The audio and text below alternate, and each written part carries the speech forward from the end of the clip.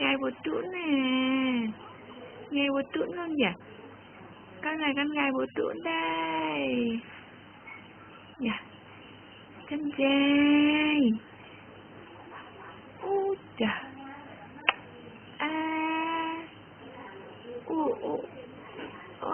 Ôi trời ơi.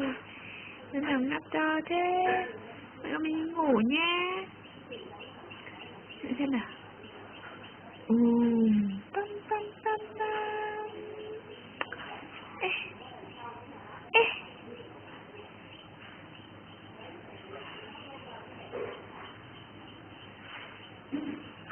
Ô mẹ thương. Mẹ thương, mẹ thương. Ơ.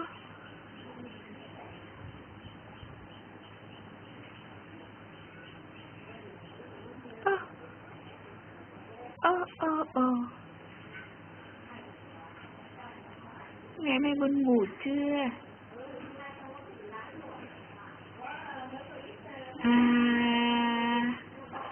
Chân dài nhỉ?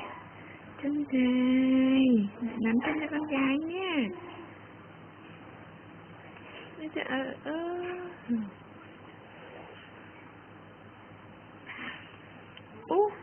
xấu hổ che mặt à? Mẹ đang gửi cho bố Trũn đây. Ta ta ta.